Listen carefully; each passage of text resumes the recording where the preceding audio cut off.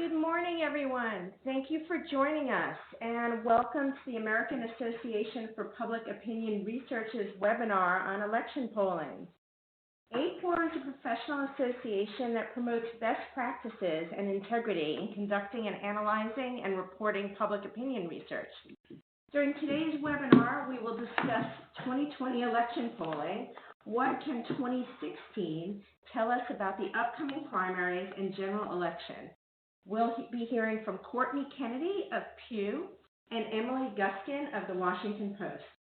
And I am Donna Leinwand, a former USA Today reporter and editor, and I'll be your moderator for today. Today we're going to learn how to avoid the pitfalls that face journalists in reporting on poll results. You'll also leave today's webinar with some great practical tools.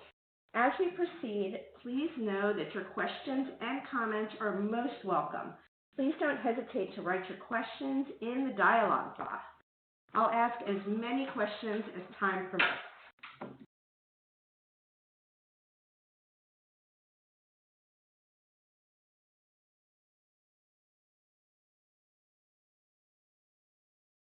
Just a few housekeeping items before we get started. All lines have been muted to ensure that we can all have high quality audio. For best audio quality, we recommend using a landline telephone. You'll see the number right there on your screen. If you choose to use your computer, make sure the speakers are turned on and the volume is adjusted as necessary. And then today's webinar will run for about an hour, after which we will have time for questions and answers. Again, if you have a question, you can post it in the chat box located in the lower left-hand corner of the screen.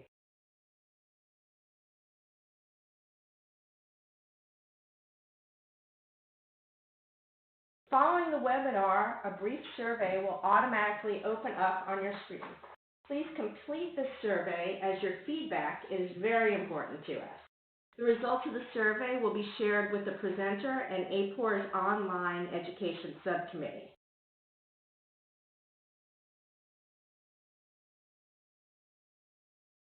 A PDF of the handout provided by the presenters was sent to the primary registrant prior to today's webinar. If you did not receive it or you have trouble downloading it, contact Elena McCalmont for further details.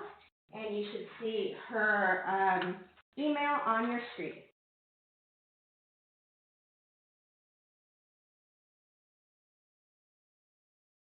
We are delighted to have with us today two terrific leaders from APOR. Presenting first will be Courtney Kennedy. Courtney directs survey research at Pew Research Center. In this role, she serves as the chief survey methodologist for the center, providing guidance on all its research and leading its methodology work. She chaired APOR's evaluation of the 2016 U.S. election polls. She's worked as a statistical consultant on the U.S. Census Bureau's decennial census and on multiple reports appearing in Newsweek. Kennedy has a doctorate from the University of Michigan and a master's degree from the University of Maryland, both in survey methodology. She received her bachelor's degree from the University of Michigan. Following Courtney, we'll hear from Emily Guskin. Emily is the polling analyst at the Washington Post, specializing in public opinion about politics, election campaigns, and public policy, and public policy. The polling team works alongside reporters throughout the newsroom and conducts polls at the national and local level. In addition to writing questionnaires and analyzing data, Emily also vets polls for internal usage, advises reporters on how to cover and write about polls, and sources polling data for reporters looking for public opinion data points for their stories. Emily has a master's degree in public policy from the Edward J. Bloustein School of Planning and Public Policy at Rutgers, and undergraduate degrees in communication and government and politics from the University of Maryland. She serves as the chair of APOR's Journalism Education Subcommittee. Again, thank you all for being here, and let's get started. Courtney, I'm going to turn this over to you. Thank you.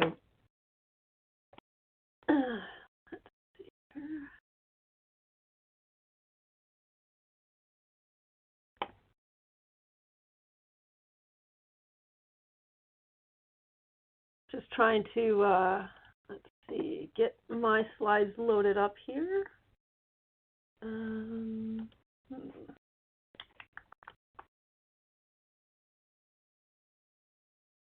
Okay, I think we have it. All right. Well, thank you everybody for joining us. So the reason that APOR wanted to hold this webinar is that both APOR and me in my role at Pew Research Center, these days we will get multiple contacts a week from journalists, and those contacts go something like, hey, I'm writing a story and starting from the place about how polls completely failed in 2016 and polling is broken. Can you help me out? And while that perception is obviously very understandable given the 2016 election, it's not actually grounded in the data record about how all of polling actually performed in 2016, much less more recently in 2018. And so this webinar is an opportunity to just have a very frank conversation about what the facts are in terms of why there absolutely were some misses in 2016, but it wasn't all polling. It certainly wasn't polling writ large. What did we learn, and what kind of things should journalists in particular look out for when they're vetting and reporting on polls in the future? So as I said, following the 2016 election, it was, you were bombarded with these headlines about how polling was quote unquote broken and polls were wrong, and on and on and on. It is true that there were some big problems with some polls in 2016. But what a lot of people don't realize is that those problems were primarily with state-level polls, especially some state polls in battleground states in the upper Midwest. National polls, by contrast, actually had quite a good year in 2016. As I'll show you, by historical standards, national polling had quite a good election. But that's obviously sort of a subplot that got lost in the aftermath of the election, when you had, the person named the president, the Electoral College winner, not lining up with where a lot of the forecast and punditry had pointed. And so most of the content for what I'm going to be going over today comes from this quite comprehensive report that 12 colleagues from APOR and myself put together following the 2016 election. We were charged with analyzing how polls performed in that election, and we were actually organized before the election. APOR knew that it wanted to write this type of report, but you can imagine, in the days following the election, that task took on a whole new meaning. It kind of became, like a post-mortem exercise of figuring out, where things went wrong. And so this report is publicly available. It's on the APOR website. It's got all the gory details of what I'm going to be talking about. And I would also say, frankly, if you are an APOR member who is familiar with that report, maybe you read the report, this webinar is not really geared for you. This webinar is tailored more and designed more for folks, especially journalists, who are not really familiar with the content of that 2016 report. Okay, so one of the most important takeaways there is the fact that people aren't aware that national level polls in 2016 actually did quite well. And so here I'm talking about polls that are measuring the national popular vote of Hillary Clinton versus Donald Trump. If you actually go back and look at the average of the final polls in 2016, they show that on average, Clinton had roughly a 3 percentage point lead over Donald Trump in the national popular vote. And in point of fact, she won that national popular vote by 2 percentage points. And so if you actually look at it that way, look at how those national polls did in that task of measuring that outcome, they did great. That's quite accurate to come within a percent of 1 percentage point of that, that delta between the top two candidates. So if you look at that, we really don't see evidence, certainly not strong evidence, that polls were broken at the national level in 2016. But like I said, people kind of missed that in all the discussion following it. So let's take a look at how that result compares to how polls do historically. So this line is charting the average error in final national election polls in presidential elections going back all the way to the 30s. And so here, higher values, like higher data points, are bad, right? Because that means more error on average in the polls. So what do we see? We see in 2016 that average error was quite low. Historically, that's pretty low. That's a very good election for national polls in terms of their accuracy. People forget, but back in the 30s, 40s, and the odd election since then, polling's been off by much more in terms of the national vote. And so if you look through this historic lens, you start to see that the 2016 election, while there absolutely were some problems, by no means does it mean that polling writ large was broken. It's just not the case. And the same trend, if you look here, not just sort of averaging all of the errors in the polls, but you look at the direction where polls miss. Did polls tend to miss overstating support for the GOP candidate, or did they tend to miss overstating support for the Democratic candidate? What we see here is that whether polls miss in the Republican direction or the Democratic direction is tantamount to a coin flip, especially in the past several decades. And I mention this because this always comes up, sadly. There's not any fact behind it, but I can almost guarantee you that this year there'll be pundits saying that the polls are biased, that the pollsters don't know what they're doing, they have their thumb on the scale, that the polls are biased. That's just not true, okay? I mean, so in 2016, sure, the polls, when they did miss, they slightly missed by overstating support by Clinton nationally. But guess what? In 2012, they slightly overstated support for Romney. And it kind of pings back and forth. So it's important to dispel this, this notion that polling is systematically biased towards one party or another. It's just not true. And that this historical record bears that out. Okay. And I would also say for anyone who knows a pollster, public pollster, is familiar with the polling industry, public pollsters are not incentivized to be biased, right? They are not incentivized to skew their data in a way that's not going to line up with reality. Public pollsters are absolutely incentivized to have everything they put out be as accurate as possible, especially in the context of an election, when they're going to be judged through this kind of exercise. So just let's be clear that there's no evidence that public pollsters have any systematic bias to their work. Okay, so I spent a few minutes talking about national polls and how actually they had a reasonably good election in 2016. But at this point, I think a lot of people's reaction was, well, okay, that's all well and good. But gosh, I remember very clearly thinking, the day after the election in 2016 that something was seriously off, because I was told again and again Clinton was going to win, and it was just a question of by how much. How big is that blue wave going to be? So I can't, I know that there was something wrong in polling. What gives? Okay, so I mean, if you just want the easy answer, like the highest level answer, two things, right? The Electoral College.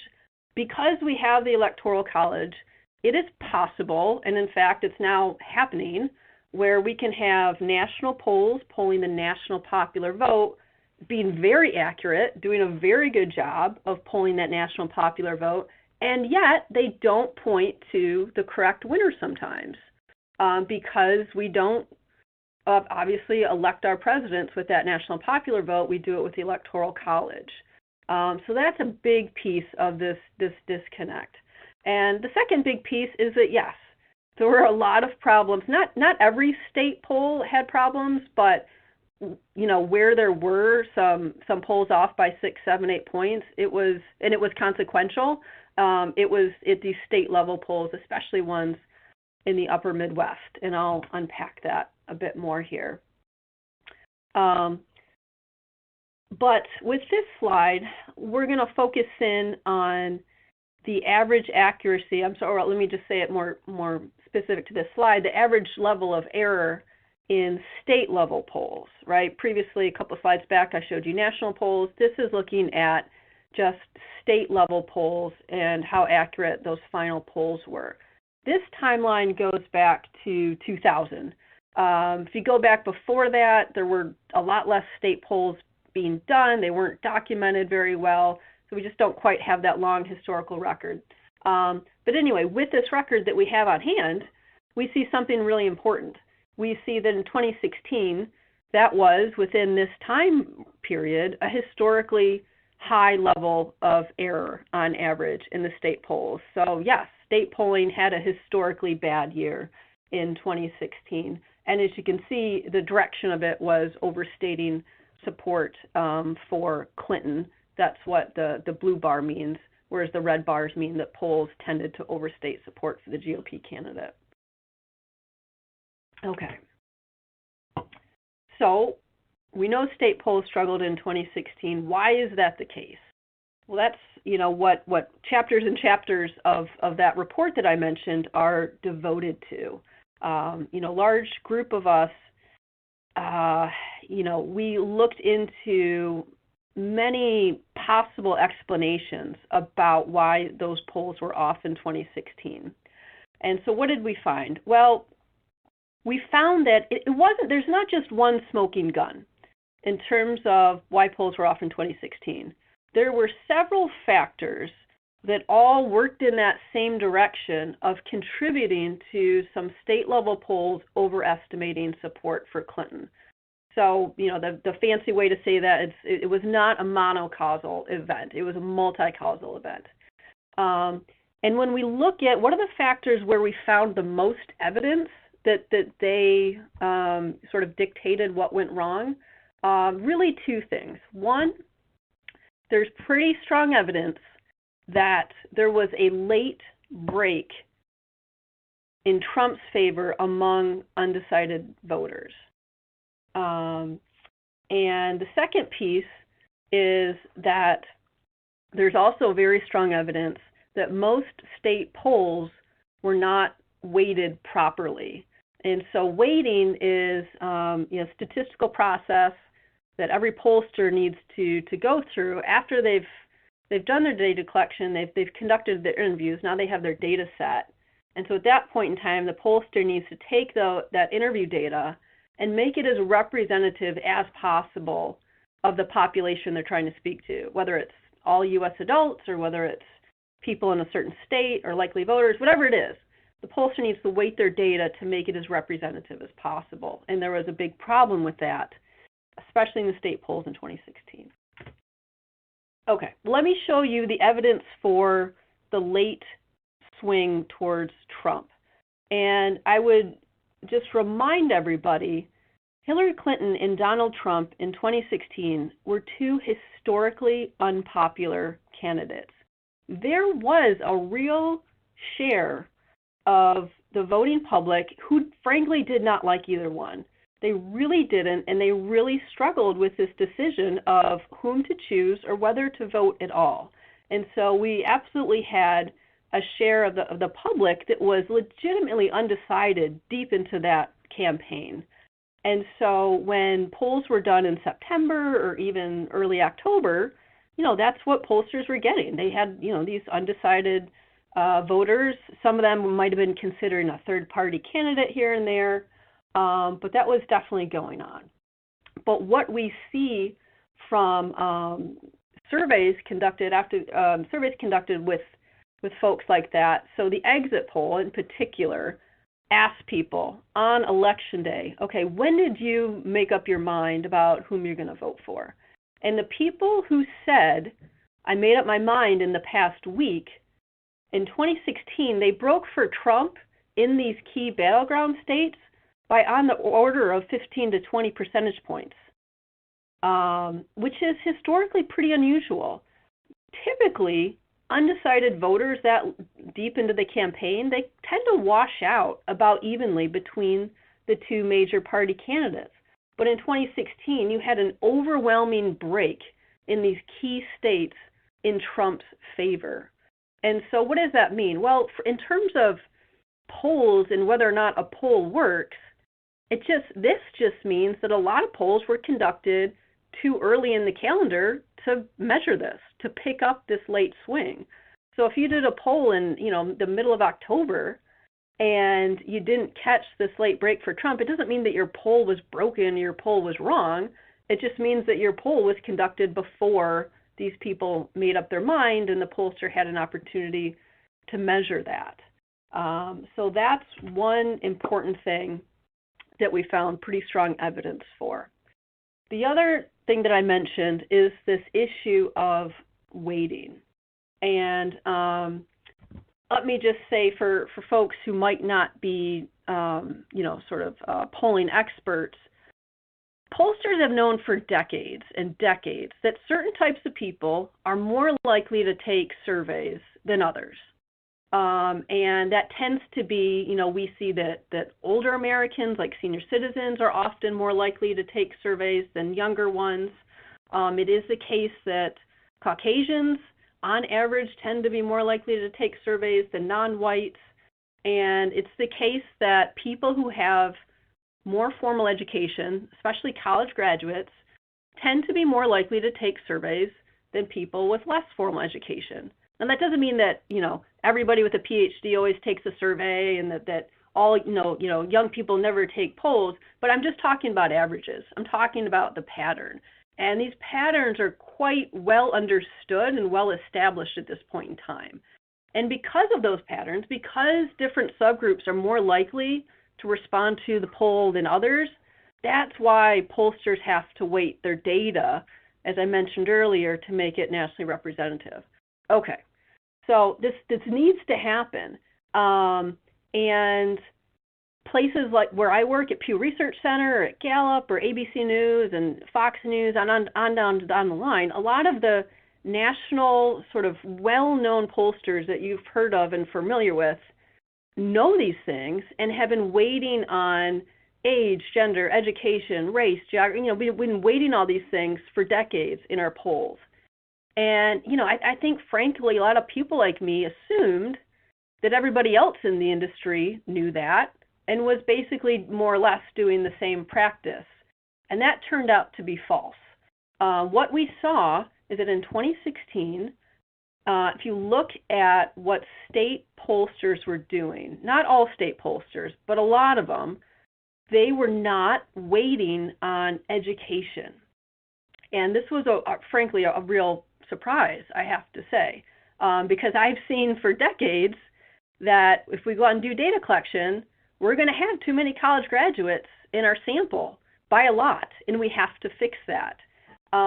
But it turns out to be that with these state polls, they were not fixing that. So what did that look like? Well, if you pull up a press release from one of these state polls in 2016, it'll often say something like, we conducted 1,000 interviews, and we weighted the data on age, gender, and geography. And you won't see education. Again, sometimes you'll see it, but the majority of the time, they were not weighting on education. And what this table is showing you is in a lot of these state level polls, the CPS, that's a benchmark, that's a really high quality survey done by the federal government that shows you what share of folks in those states are actually college graduates, and it's in the 30s, and you can lay that alongside the share of college graduates in these state level polls in those same places, and they're way too high. Okay, and so it's very clear that most, if not all, state polls conducted in 2016 had too many college graduates.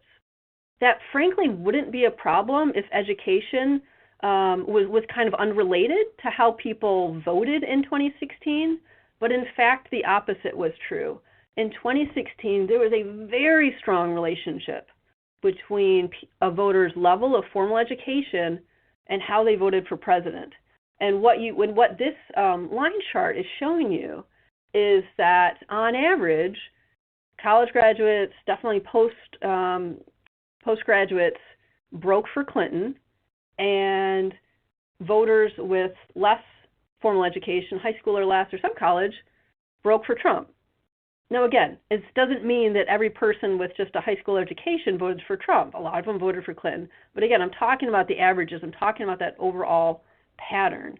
And the key thing in the context of this discussion about state level polling is that if you did your poll in, say, Wisconsin or Michigan, you had way too many college graduates responding and you didn't fix it, you had way too many Clinton voters. And that's where the most of that error came from, okay? They had too many college graduates, they didn't fix it in their weighting, and they had too many Clinton voters. And so I would sort of flag this. Any reporter I talk to, I flag this. And, you might think or hope that, okay, APOR did this report several years ago. It had this very clear finding. You'd think that all the pollsters would sort of sit up, pay attention, and if they weren't already fixing this issue, that they would go ahead and do so. And some did. There definitely are a number of pollsters who saw this finding about 2016. They saw what happened, and yes, they fixed their weighting. They've, to the extent that possible that we know about, they added an adjustment for education in their weighting protocol, but many have not. And I double checked this morning. You can go on these aggregator websites right now and find multiple polls, especially at the state level, that are not fixing this education issue. And you can see that they are vastly overrepresenting the views of college-educated voters who often, especially in these sort of northern states, are skewing Democratic. So if you are responsible for reporting on polls or vetting polls, you absolutely want to be aware of this and look for, in the methodology statement, hey, did this pollster make sure that their poll was representative on age, gender, race, depending on the state, and education? And you want to see that in there.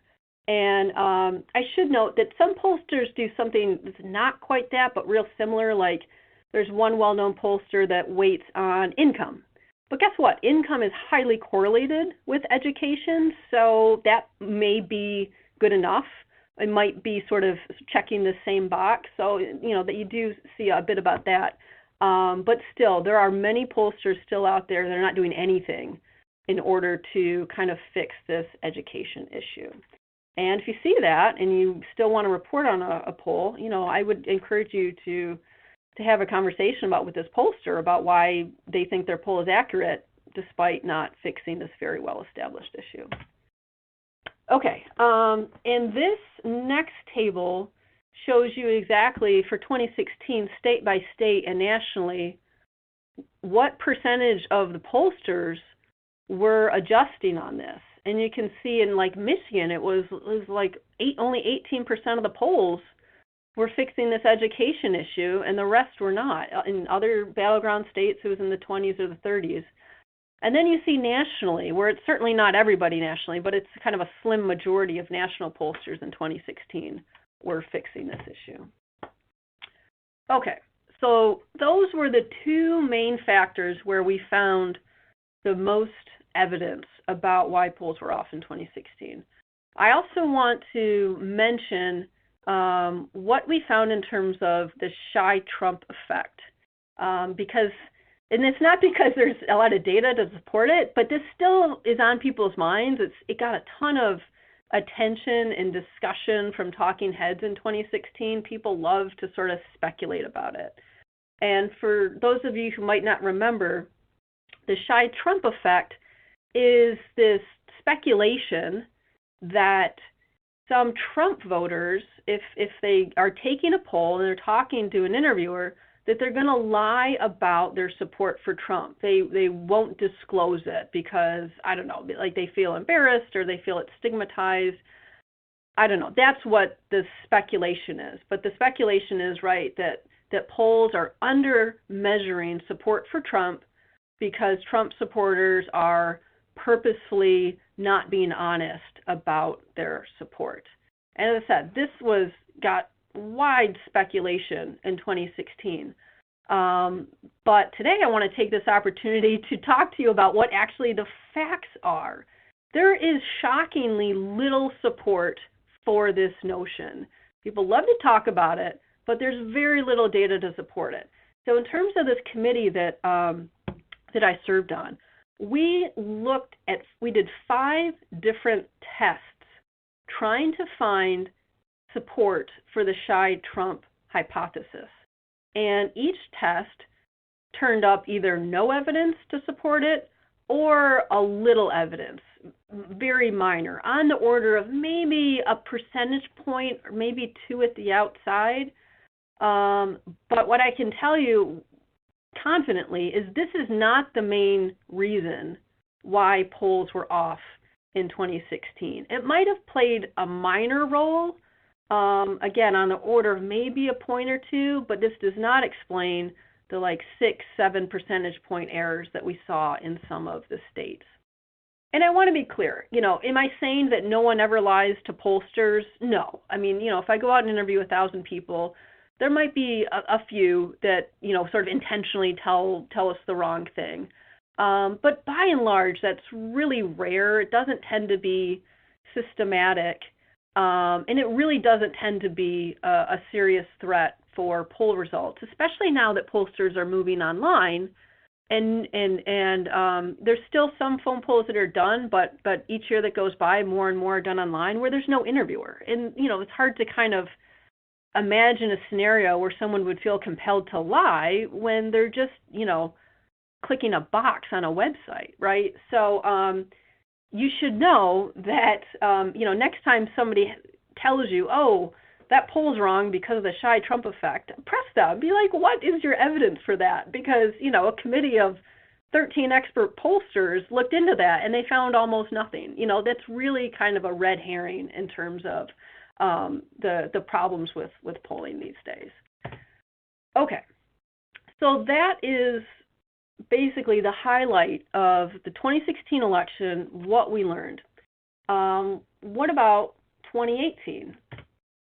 Well, if you look at, so in 2018, sort of, the main outcome there was which party is going to take control of the House of Representatives, right? Because it was a midterm election. And the main thing we look for is what's called the generic House ballot. So pollsters, when they interview somebody, they say, do you plan to vote for the Democrat or Republican candidate for U.S. House of Representatives in your district? Something along those lines. But that's what they're trying to measure. And so if you look at that generic House vote in 2018, you look at what was the average of the final polls, they showed the Democrats ahead by about 7 percentage points for the House of Representatives. Well, what happened? Democrats won by about 8 percentage points. So let's put the final nail in this coffin. Polling writ large is not broken. That's a very accurate performance by the polls on average in 2018. And as I said, in 2016, if you look at the national polls, the story was the same. So, to come within a point of that generic House vote is quite good for polling.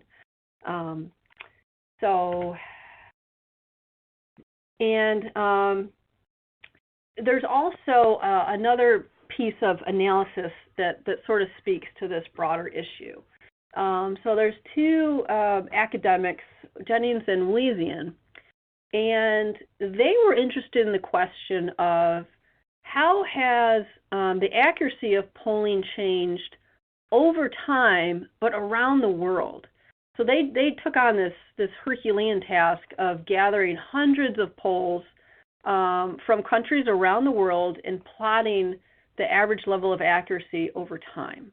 And, all of the sort of hype and the hubbub and the speculation is this sentiment that, oh, the past few elections have shown us that polling is broken.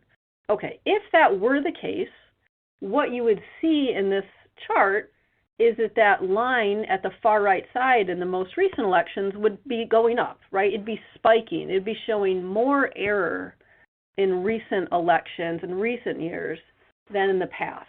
And as you can see, that's not the pattern at all.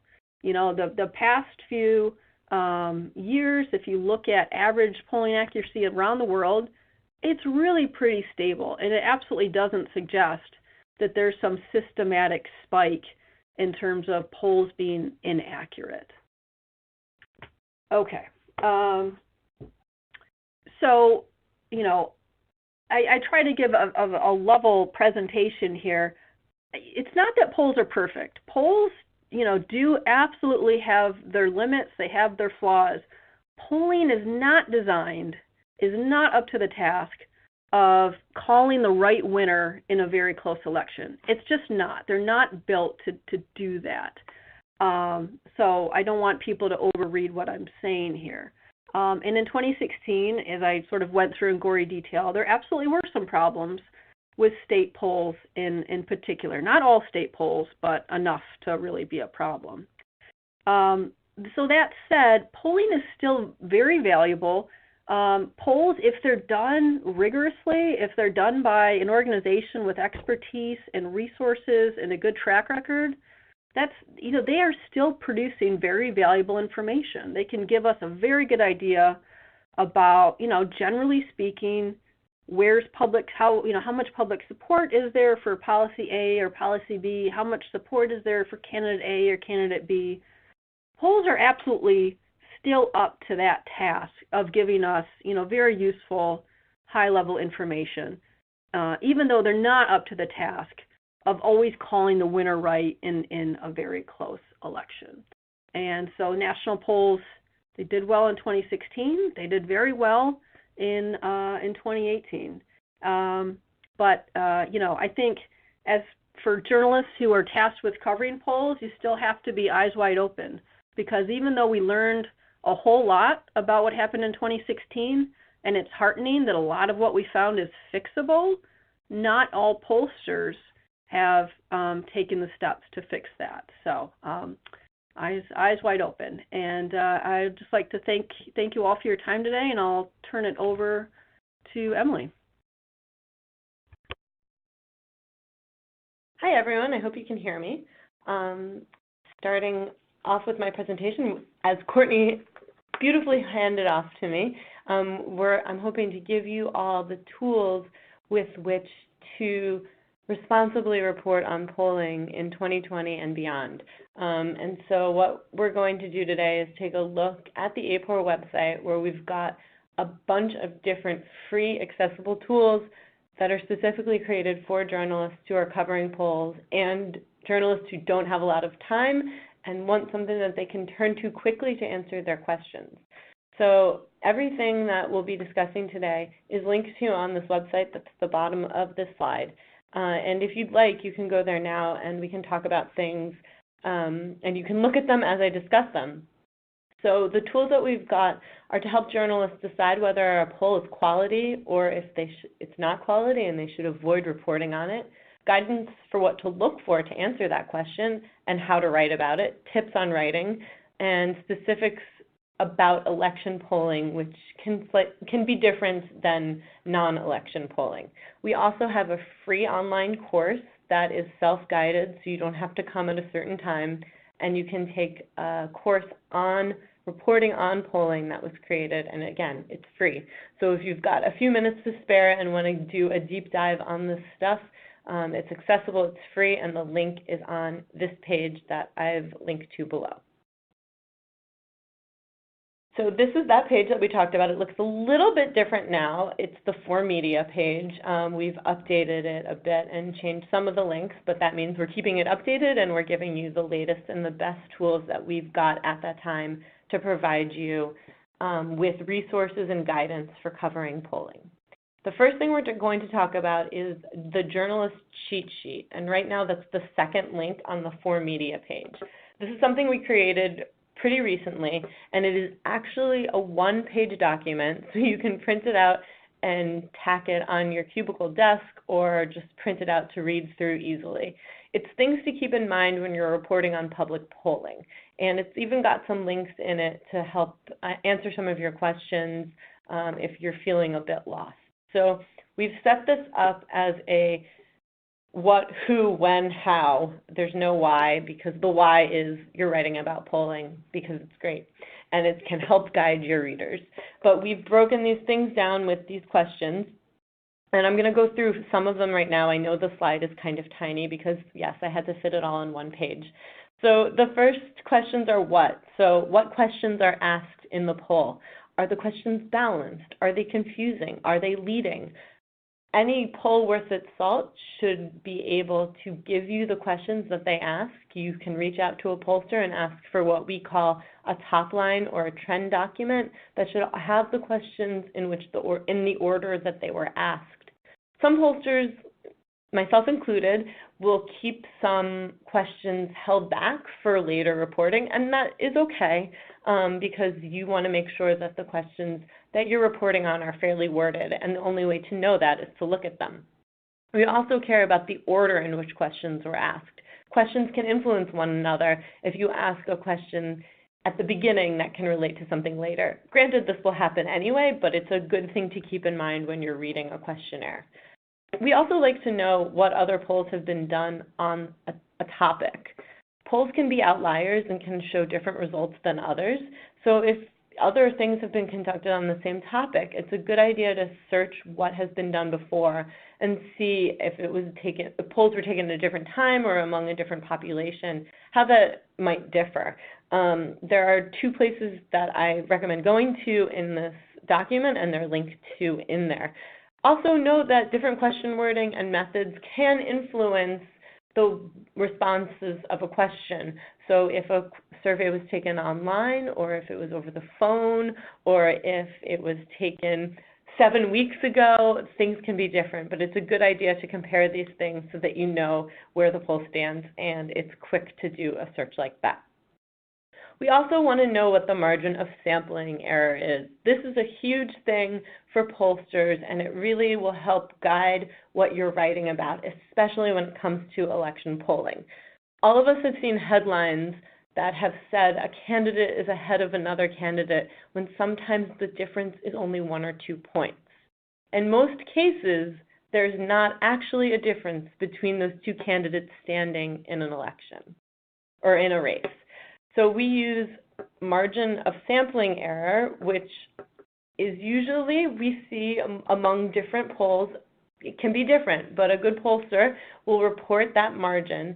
And there's a little tool in here in this cheat sheet that if a sample to read, and a candidate usually needs to be ahead by 1.5 or 2 times the margin of sampling error for the lead to be statistically significant. Now, this can vary, but a lot of times when you're reading about polls and the difference is smaller than 1.5 or 2 times between the two candidates, you should not say that that is an actual difference between candidates. If there's more questions on this, we can go into it later, but this is if you take away one thing from this presentation, it's to remember that margin of sampling error makes a huge difference when you're reporting when you're reporting election polling.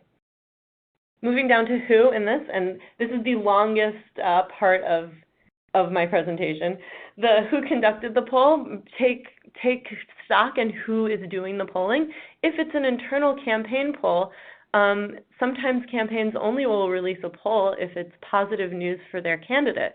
So keep that in mind when you're reading it. Maybe ask a pollster for the different candidate what they see. Advocacy groups release polls a lot too. Pay special attention to the wording in those questions, because if they're advocating, they're probably advocating for a certain thing. So you want to have your antenna up for things of that nature. Also, reputable polling firms should provide a method statement, should have that error margin, should explain when they were in the field, the methods that they used for conducting their poll, and should be able to answer these questions here. Are the results based on the answers of all the people interviewed or only a subset?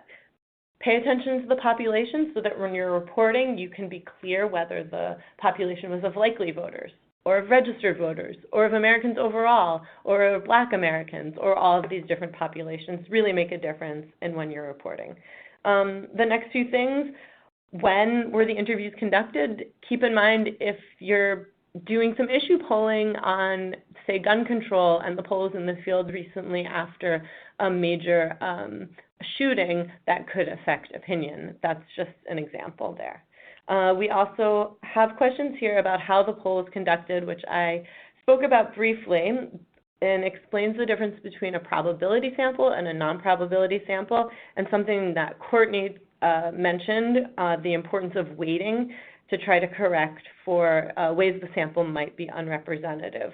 So weighting, modes, probability, and non-probability, these are all things that you can ask of the pollsters that will help you to report more clearly, and even have your little nut graph at the bottom explaining what the poll is, because those are questions readers might have. And there's also more information in this one page, I promise, even though I've been talking a lot, it's only one page on weighting and the importance of that. So this is, I think, hopefully a helpful tool for when you're reporting on polls. We've got a similar document that's questions to ask when writing about polls, which sounds like the previous question document, but this is more straightforward. It's only 12 questions. You can ask pollsters these questions when you are reporting on those polls, and it can help you decide whether or not you want to report on those polls. There's a post there also by Courtney's colleague, John Gramlich, who wrote tips for writing about polls, which I think is a really handy 7-minute read because it's on Medium, so it tells you how long it is, explanation of ways to write more clearly about polls. And he breaks it down really well, and I think it's a nice, simply worded way to understand what you're doing. It covers some of the things I mentioned before, like being clear about who was surveyed, Americans, registered voters, etc., when the survey was conducted, pay attention to survey wording, and of course, margins of error. One thing that he brings up in this write-up that I didn't mention before is that it's dangerous to ascribe causality when you're looking at polling results. So we can't usually say from what we read in questionnaire design that something caused something else to happen, but we can say that people do feel this way. Hopefully that made sense. If not, you can read that write-up. We've also got a page that's mostly links. It's called Election Polling Resources. It's a little further down the For Media page. And if you need to figure out what likely voters mean, or what's an automated poll, or online panels and how they're different than than opt-in panels, there's tools here where you can just basically Control F on this one pager to explain exit polls and push polls and all sorts of different questions that you might have about election polling. So it's a good one-stop source for answering election polling questions. Also, we update this. So if you come here, you're not going to find, yes, it does say evidence from the 2014 U.S. House elections, but that's a relevant likely voter report. But all of the different details and the short explanations have been updated in recent years and months. We also have the course, which I spoke about a little bit previously, called Understand and Interpreting Polls. I noticed that some of the journals we have on here today are international. We've got courses, desperate courses, both for U.S. audiences and for international polls. And it's a self-directed online course, and it will help you identify elements of a valid poll, understand the methods box, which we mentioned before, which should explain the different parts of a poll, analyze the quality of questions, understand weighting, and it's a deeper dive into all the things we've already discussed and should make you the expert in your newsroom on interpreting and understanding polls. Again, it's free. We've also got a page there about poll and survey frequently asked questions, which has links to things that you might think of while you're writing up, and everyone's on a deadline, so it's a good place to turn to. And things are written so that people can understand it and that you can use that language to explain things to yourself and others. Finally, if you're still lost and need a quote from a survey expert, we've got a contact APOR link here, which is experts@apor.org, .org, who you can email and ask questions and get responses and learn if you need a short explanation of anything. And that is all I've got there. Thank you so much, Courtney and Emily. We now have time for questions. If you have any questions, please remember to submit your questions in the chat box at the bottom of the screen. We've already got some going, so I'm going to get started right away here with a few questions. The first is, I think this one is for Courtney. How did the polls perform in the 2016 primaries? They did reasonably well. I would say the primary polls in 2016 were kind of historically unremarkable. You know, it's kind of about an average performance in terms of how well primary polls usually do. Now, primaries are notoriously difficult to poll and to poll accurately, because in a general election, you know, you've got the two major parties for voters, especially like less engaged, less informed voters, to kind of help inform their decision. But in primaries, obviously, it's all this, you know, inter-party or intra-party competition, I should say. And people's opinions are really fluid. You know, what happens in one caucus or one primary can be strongly affected by what happened, you know, in one just a few days ago. So it's just an incredibly dynamic, fluid situation. It's really hard to poll primaries. So, you know, in 2016, they did all right. It wasn't, you know, particularly strong or particularly poor, but kind of about average. Okay, this questioner would like to know, where are you looking for on average data about polls? Is it the aggregate data of many polls over the course of a period, as one finds on Real Clear Politics and 538? And is there a bias evaluation tool for polls anywhere, like there is with Ad Fonte's media work on News Source writ large? Well, I'll take a crack at that, and maybe Emily has more to add. It's definitely true that there are several aggregator websites out there, and I would agree that Real Clear Politics and 538.com are probably the most prominent, the most well-known of those aggregator websites. And, you know, there is a conceptual, really strong idea there. You know, in theory, if you've got 10 pollsters all measuring the same outcome, it's smart and it's a good idea. You'll have a more accurate idea to combine all that information in some type of way, as opposed to just relying on one of those polls. So, I mean, I think that there is definitely value in that type of exercise. The part that I worry about is that in today's era of polling, not all polls are created equal, right? Some polls cost $50,000 to $100,000 and are done by, you know, people that have been in the field for 2 or 3 decades and have really strong resources and track record. And other polls might be by a pollster where it's their first time doing a poll and they don't have any formal training.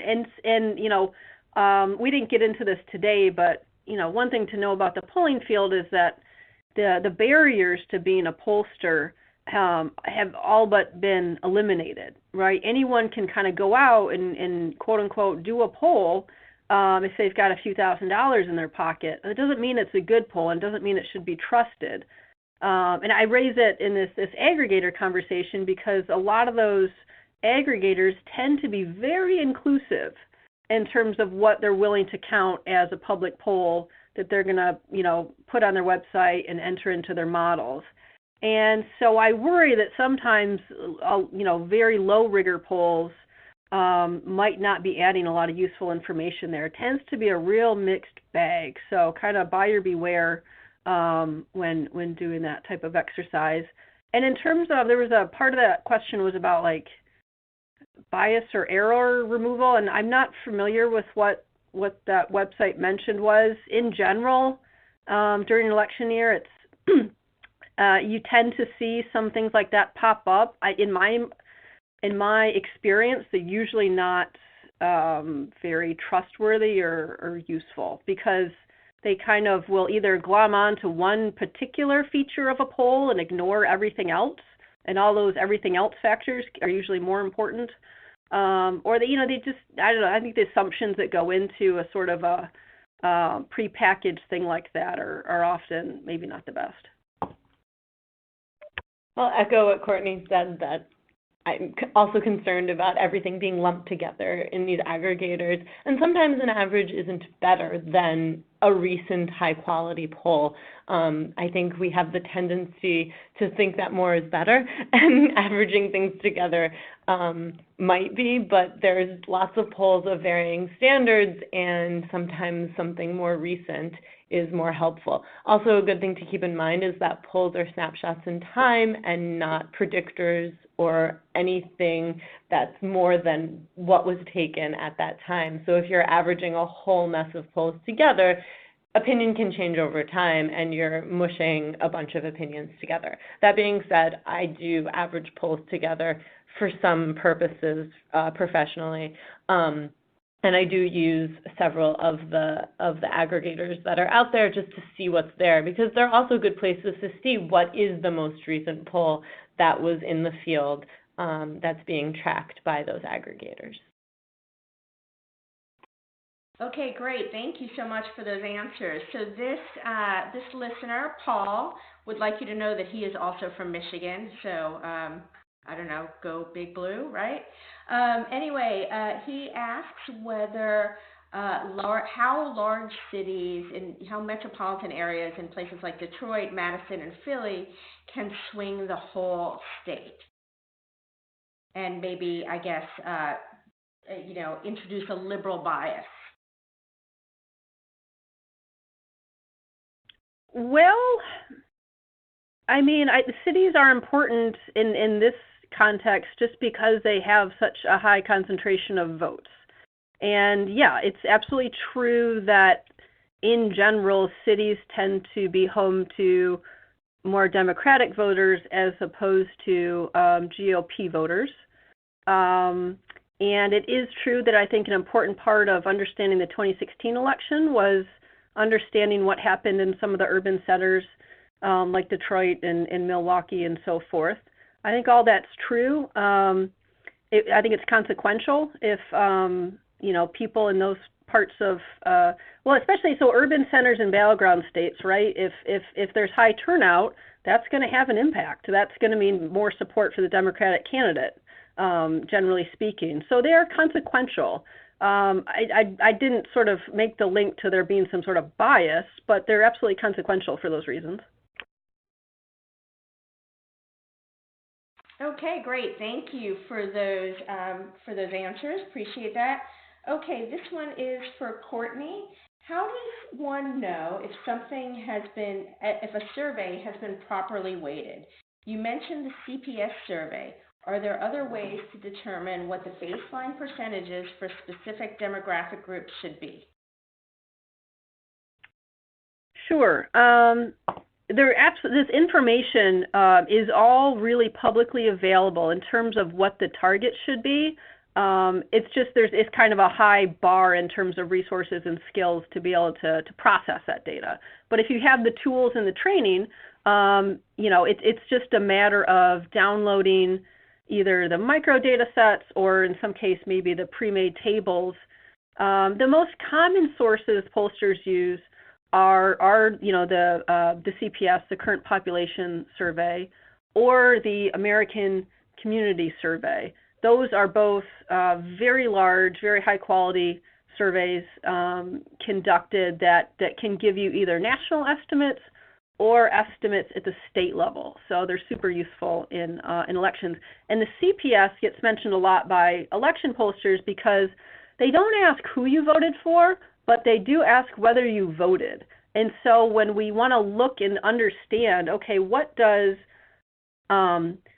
what is the profile of people who tend to vote in a mid-year election? What are those demographics? The CPS is really a great source for that. Or what is the profile of people that tend to vote in a presidential election in this state?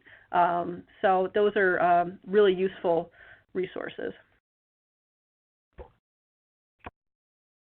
Okay, great. Thank you. So this questioner asks, how do you make sure that you are reaching the populations you need to in survey distribution? Is there a way to guard against the lack of some demographics, such as people of color or non-educated people, in fielding to make sure that polls are as representative as possible? I can speak to this. One way to do that is to randomly sample the entire universe that you're hoping to measure. So if you are just picking here and there on your own people who should respond, you're not going to get, like if you just ask your friends, you're not going to get a random sample that's representative of the population. If you just ask people in the District of Columbia, you're not going to get a random sampling of all Americans. So you have to ensure that everyone who's in the survey everyone who's being represented has an equal chance of being surveyed. So a random sample of Americans, pollsters often use what's called random digit dialing, which randomizes numbers that they dial. Most pollsters these days use more cell phones than landlines because more people have cell phones these days than are landlines, and landlines tend to be older, whiter people. So to reach a broader swath of the population, randomly sampling cell phones. If it's a survey that's just reaching people on landlines, you're not reaching the whole population. There's also web surveys, and probability-based web surveys get people to join those panels based on randomly sampling to put them online. So they'll even get people who don't have the internet to be on their panel because those people are representing those who are not on the internet. And a good probability-based panel will provide a way for that person to respond to web surveys even if they don't have web access. I hope that answers the question. Okay, great. Thank you. So from a polling perspective, is there anything in the 2020 election which may be unusual or different than previous years that we may want to pay close attention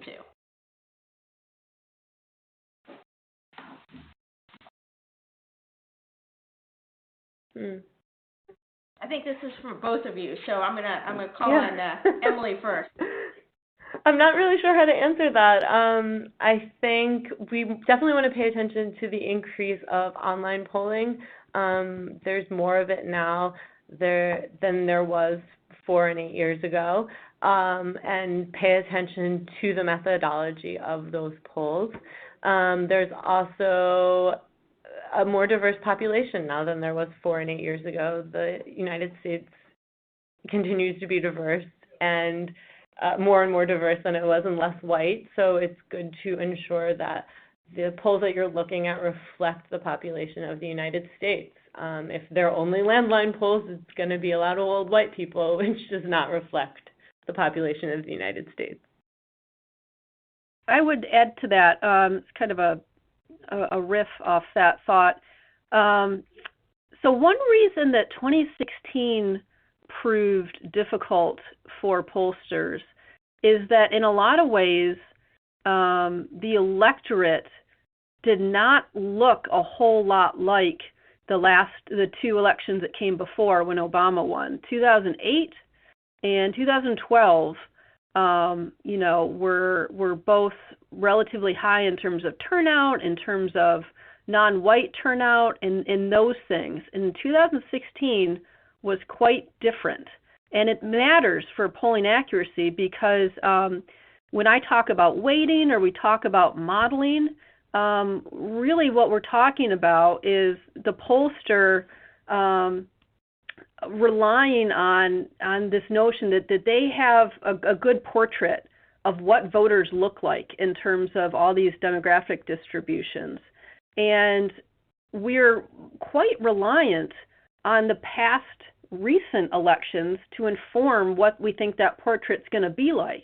And so polling in 2012 turned out to be not too hard because it looked a lot like 2008. But 2016 was quite different. And if you look back, you have your 2016 election and all of its characteristics. 2018 was vastly different, right? I mean, it was a historically high turnout for a midterm. And it was, at least in terms of like nationally, it was more democratic than 2016. And I think pollsters are kind of in this moment where there's quite a bit of uncertainty in terms of what should that portrait look like? What is our best guess of turnout and the demographic portrait of those who do turn out? And I would say that in 2020 is kind of there's perhaps more uncertainty in what that model should look like than usual, and so that is kind of dicey. Okay, I want to go back to talking a little bit about online polls. I see a lot of polls on social media, polls coming at me on Facebook and Twitter, and then people citing those polls. What are some of the special cautions? What are some of the things that we should be looking at when we are trying to evaluate an online poll? Well, online polls versus polls shared on social media. Look at the methodology statement. Any poll should have one. Any good poll should have one. If they don't, reach out for one. APOR has a transparency initiative where there are certain things, all the things we've discussed, that a poll should be transparent about in order for you to be fully aware of what that poll was doing and what it was measuring. I see polls all the time on Twitter that people just retweet, probably without looking for that methodology statement. So the more you know before you retweet, I think in general is a good rule to live by. But see where it's coming from, who the person is, ask those questions that we've provided for you on the APOR website before you share and report on different polls. Okay, great. So this questioner asks, should a news organization ever say that a candidate is leading in a poll if the candidate is not leading by more than 1.5 or 2 times the margin of error? If not, why do we keep seeing this happen? That's a greate question. And I didn't even ask it myself. That was actually someone who asked it looks like. News organizations should not say a candidate is leading if the 2 candidates are within the margin of error and are not 1.5 or 2 times the size of the margin of error. I think people are confused about margin of error and don't understand it exactly, which is totally reasonable since it's not that clear to understand. And people see numbers and see that 28 is ahead of 27 and want to write a quick thing saying that one is ahead of the other, when in most cases, in fact, no one is leading by 1 point. There are tools and words you can use to define something being close. I sometimes say about head-to-head or near even or virtually tied for first when there are more than 2 people up there, but there are some certain trick words that you can use while you're writing these things to explain that there is not, in fact, a lead when there's only a 1-point difference in election polling. And I wish we weren't seeing it happen so much, so hopefully tools that APOR provides can help educate people who are reporting on polls to report more effectively. Okay, thank you. So this questioner asks, he often hears the argument that polls can't be accurate because he's never been polled. Or what's your best non-science-y response to this to help certain people believe in the legitimacy of polling? One way I like it to, non-science. well, Go ahead, Courtney. sure. I mean, you can think about the science this way. If you go to the doctor and they need to draw some of your blood for testing, do you want to tell your doctor to take all of it? Or can you just trust the fact that if they take a vial worth, that's enough? That is random sampling in everyday life. Your doctor draws a random sample of the blood in your body, and one vial of blood is just as good as the next one, or any other vial of blood. And that works because the blood is randomly distributed. With polling, it's the same basic idea. If you are able to achieve the randomness, if you have the tools in place to draw a random sample that's itself representative of the larger public, you do not need to interview everybody. You don't even need to interview that many people. You really only need to interview a few thousand to achieve, good accuracy. And having a larger sample, of hundreds of thousands of people, doesn't necessarily make it better if you're not sampling properly. I love the analogy of drawing blood and use it a lot, and some of my friends are grossed out by it. Probably they're more grossed out by the fact that I'm constantly talking about polling. But there's another analogy I like to use too, and it's the soup one. If you want to taste whether your soup is good or not, you mix it up, take a spoonful, and you're good to serve it. That's also random sampling. Okay, we have time for just a couple more questions. Here is one. A listener asks, why even do nationwide polling regarding the presidential election when only the Electoral College results matter? I think that's a good question. I honestly think that there's a strong argument to look at it both ways these days. There's no question that the Electoral College is in terms of who might win, the consequential thing. So I think we cannot ignore that, especially at this moment in political history. I would say that there is value from understanding how the entire public is feeling, though. If we as pollsters, I like to think that we're sort of documenting for posterity. Well, where were Americans on gun control, on abortion, on different candidates and different policies? And I think from that sort of high level perspective, or even thinking about legislatures who are responsible for governing all Americans, not just Americans in battleground states, right? There is value in knowing how all Americans feel on certain issues. So I'd say there's good arguments for both right now.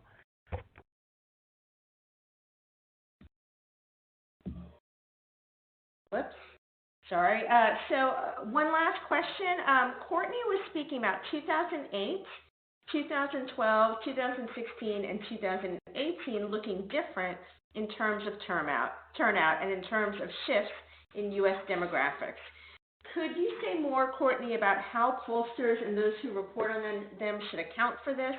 What is the shifting, and what must we be cautious about? So in 2008 and 2012, probably with some influence from Barack Obama being on the ballot, there was relatively high turnout among non-whites, especially African Americans, a well-known Democratic constituency. That mattered, right? And so if you're doing a poll and you're waiting to try to make sure that the racial distribution is as accurate as possible, you would have had to factor in relatively high turnout among that part of the public in order to get that exactly right. Or if you underestimated how high that turnout was going to be in those elections, you probably would have underestimated support for Obama. That's really all I'm talking about here. So, in terms of vetting polls, this really goes to the likely voter model. which is, gosh, it could be a webinar topic onto its own. And it's a pretty complex topic because I think it's safe to say no two pollsters do it exactly the same way, and maybe Emily could speak to it more than I can. But I mean, I think if you're if you're a journalist and you're concerned about this, you know, you could reach out to a pollster and ask them, you know, what are their expectations for turnout in the electorate? You know, what does that look like in their likely voter model? You know, what are they anticipating that the electorate is going to look like on election day? And if the pollsters, you know, knows their job and is engaged in doing likely voter modeling, they should be able to have that conversation. Okay. Sorry, I hadn't unmuted myself. Thank you. Oh, Emily? Courtney handed me the baton, so really quickly, it looks like that person who asked the question also saw that he or she thought that there was a shift in a growing share of Democrats and Democrat-leaning independents, and we see the trend hasn't really changed all that much recently in Party ID. Pew collects it, and there's a few other organizations that have long trend lines that you can look at, beautifully visualized, and see trends in Party ID, but there doesn't seem to be that much of a recent shift in Party ID. Okay, I think we have reached the end of our webinar. On behalf of APOR, my thanks indeed to Courtney and Emily for their excellent presentation. We also thank all of you who listened for your participation. Remember to watch for future webinars sponsored by APOR. And directly following the webinar, a survey will appear on your screen. If you could please complete the survey to help us serve your needs in the future, that would be really great. You know how we feel about polling. So this concludes our program for today, and we hope you all have a wonderful afternoon. Thank you very much.